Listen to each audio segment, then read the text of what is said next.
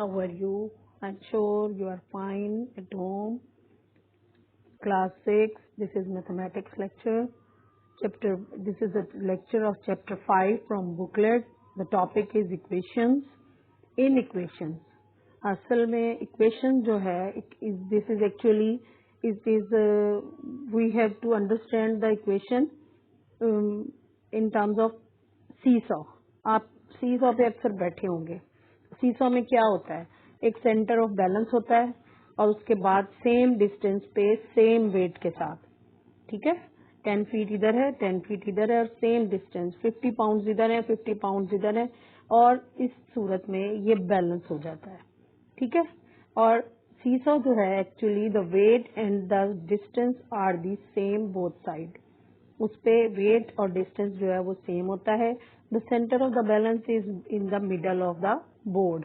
जो भी रॉड है या बोर्ड है उसके मिडल में सेंटर ऑफ द बैलेंस होता है जहाँ पे सीसॉ को फिक्स किया जाता है. एक्चुअली बैलेंस करने के लिए वेट और डिस्टेंस सेम होना चाहिए. इसी तरह से दोनों साइड पे वेट और डिस्टेंस सेम है. Actually left hand side is equal to always right hand side, ठीक है. If the seesaw had two sets of weights placed on either side of the fulcrum is said to be the center of the board, center of the balance board. Okay, as in the diagram 3, इस diagram में जैसा show कर रहे हैं वो आपको, then you would use the equation. इसको हम कहेंगे equation. Actually equation में क्या होता है, F1 और D1. F1 is the distance, F1 is the weight and D1 is the distance, plus F2 plus D2 is equal to F3 or D3 and F3, F4 and D4. Force 1 plus force 2 is equal to force 3 plus force 4. मतलब same balance left side पे और same ही right side पे. The longer the distance from the fulcrum the less force 1 needs. अगर longer distance होगा तो कम force भी उसको move कर सकेगी, ठीक है जी, to lift a heavy object को लिफ्ट करने के लिए. और मैथमेटिक्स में मैथ्स में an equation is a statement that asserts the quantity of two expressions which are connected by the equal sign. कोई भी टू एक्सप्रेशन होते हैं जिनको कनेक्ट करते हैं इक्वल के साइन से. सेंटर में इक्वल का साइन होता है, एक लेफ्ट हैंड पे होता है तो एक्सप्रेशन, दूसरा एक्सप्रेशन राइट हैंड पे होता है. Okay, in algebra an equation can be defined as a mathematical statement consisting of an equal symbol between two algebraic expressions that have the same value. For example, 3x plus 5 is equal to 14 is an equation. This is an equation in which 3x plus 5 and 14 are two expressions और ये connect हुए हुए हैं equal के sign से, ठीक है. This is called the equation. Then separated by an equal sign. इनको सेपरेट किया गया है दो एक्सप्रेशंस को, एक ये एक्सप्रेशन है और एक ये. इसको सेपरेट किया है इक्वल के साइन से, इसको बोलते हैं इक्वेशन. अच्छा जी, अब फिर और डिटेल में जाने के लिए an expression is this. Expression हम बोलते हैं इस तरह की जो वैल्यू लिखी होती है उसको कहते हैं एक्सप्रेशन. फिर इसी में अगर इक्वेशन बना देते हैं तो फिर क्या होता है, इक्वल के साइन के साथ ये बन गई इक्वेशन, ठीक है. आपको फर्क पता चला एक्सप्रेशन क्या होता है और इक्वेशन क्या होती है. इक्वेशन को हम कनेक्ट करते हैं with the sign of equality.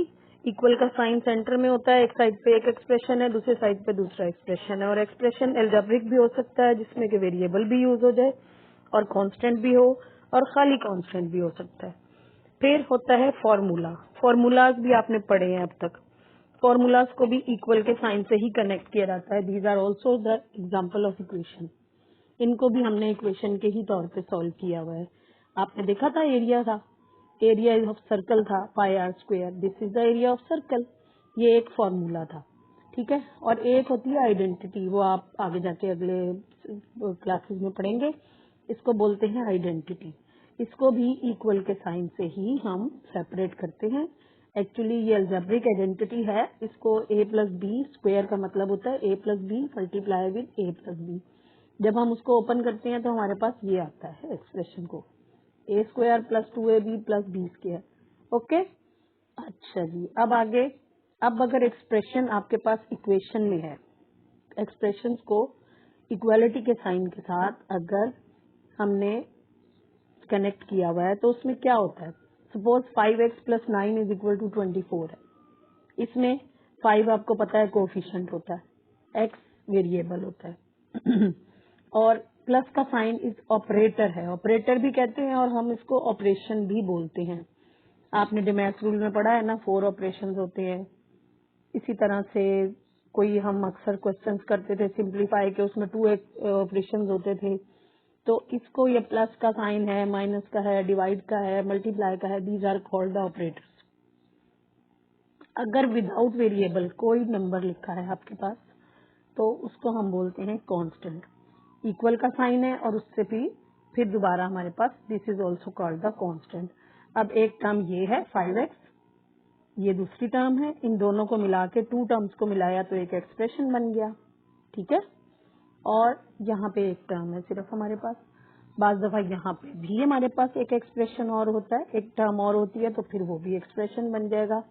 लेकिन हमने इक्वेशन में करना क्या होता है, left hand side is equal to right hand side करनी होती है हमेशा। हमने इसको इक्वल करना होता है। ओके, अब ये देखिए बैलेंसिंग मेथड। अब हम बैलेंस कैसे करते हैं इसको। अब ये देखें, ये एक एक्सप्रेशन है, यहाँ एक कांस्टेंट है, प्लस ऑपरेटर है और फिर 6y इज इक्वल टू 34। अब यहाँ से हमने प्लस 10, इसको हमने यहाँ से हटाना है। वो हम कैसे हटाएंगे, इसको हमने खत्म करना है। तो हम आपको ये समझाया गया था कि जब कोई वैल्यू प्लस हो रही होती है उसको हमने दूसरी साइड पे ले जाना है तो हमें माइनस करना पड़ेगा उसको वहां पे। अब हम -10 बोथ साइड पे करेंगे, यहाँ करेंगे तो +10 -10 से कैंसिल हो जाएगा, ठीक है, यहाँ से खत्म हो गया। लेकिन जब हम यहाँ पे -10 को यहाँ इसके साथ प्लस माइनस करेंगे, प्लस मतलब यहाँ पे हम इसको एक्सप्रेशन को शो करेंगे -10 को, तो हमारे पास आ जाएगा 24, ठीक है, क्योंकि प्लस 34 था और -10 था, सब्ट्रैक्शन हुई 24 आ गया, प्लस के साइन के साथ बड़े नंबर की वैल्यू का साइन आ गया। अब यहाँ हमारे पास रह गया था 6y, 6y को हमने यहाँ से हटाना है। 6 इज मल्टीप्लाइंग विद y, इसको हम यहाँ डिवाइड करेंगे, मल्टीप्लाई जो होता है वो डिवाइड हो जाता है। अब इसको यहाँ भी डिवाइड करेंगे और यहाँ भी डिवाइड करेंगे। यहाँ डिवाइड करेंगे तो ये तो इससे कैंसिल हो जाएगा, 1y आ जाएगा हमारे पास। 24 से हम 6 को डिवाइड करेंगे तो हमारे पास 4 आ जाएगा। Then y is equal to 4 is the solution set. अब ये हमारे पास इक्वेशन सॉल्व हो गई। सेम हियर, यहाँ फिर बैलेंसिंग मेथड आएगा, x over 12 minus 5 is equal to 4। अब ये -5 को खत्म करना है पहले यहाँ से, इसको दोनों साइड पे, बोथ साइड पे प्लस कर देंगे, यहाँ करेंगे तो ये कैंसिल हो गया, यहाँ हमने ऐड किया तो ये 9 हो गया, ठीक है। अब यहाँ रह गया x ओवर 12। अब यहाँ सिर्फ हमने कोफिशिएंट को रखना है और कांस्टेंट को दूसरी साइड पे ले जाना है। अब कोफिशिएंट रखने के लिए हमें इस वाले कोफिशिएंट को हमें खत्म करना पड़ेगा, यहाँ सिर्फ वेरिएबल को रखना है हमें। अब वेरिएबल के लिए 12 इज डिवाइडिंग हियर। अब यहाँ हम 12 को बोथ साइड पे मल्टीप्लाई कर देंगे, यहाँ मल्टीप्लाई करेंगे 12 से कैंसिल हो जाएगा और यहाँ मल्टीप्लाई करेंगे तो 12 9 108 आंसर आ जाएगा, x इज इक्वल टू 108, ठीक है। आई थिंक ये भी समझ आ गया होगा। अब आगे चलते हैं। अगेन यहाँ आपके पास बोथ साइड पे एक्सप्रेशन है।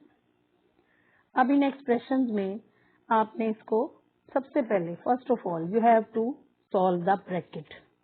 आपको ब्रैकेट को सॉल्व करना है। यहाँ पे आ जाएगा 2x minus 2 plus 8 is equal to 4x minus 20। इसको जब आपने यहाँ इस तरह लिख लिया तो आपने 2x को एज इट इज लिखा, इन दोनों को सॉल्व किया तो हमारे पास +6 आ गया। अब यहाँ से हमें x की वैल्यूज को लेफ्ट साइड पे और कॉन्स्टेंट्स को राइट साइड पे मूव करना है। ये प्लस है, ये यहाँ जाके माइनस हो जाएगा। 4x प्लस है, ये यहाँ जाके माइनस हो जाएगा। ठीक है। अब आपके पास 20 ऑलरेडी माइनस वाली साइन के साथ था, minus and minus they should be added, और आंसर में आपके पास माइनस का साइन आएगा। यहाँ पे प्लस और माइनस है, लेकिन बड़ी वैल्यू के साथ माइनस का साइन है, इसलिए आपको आंसर में भी माइनस लिखना पड़ेगा। अब माइनस और माइनस ये दोनों साइन कैंसिल हो जाएंगे एक दूसरे से। ये देखें, अब -2 को यहाँ भी डिवाइड करेंगे और यहाँ भी डिवाइड करेंगे।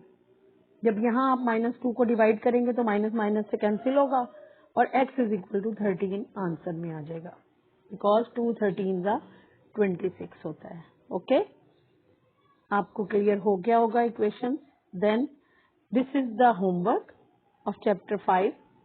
इक्वेशंस का चैप्टर है, फ्रॉम बुकलेट है। Solve the following equations. ये इक्वेशंस हैं 1 2 3 एंड 4। इनको आपने होमवर्क कॉपी पे सॉल्व करना है अपना ऑनलाइन लेसन्स के साथ, और कोशिश करनी है कि इसको इजीली और नीटली आप इसको सॉल्व कर लें। थैंक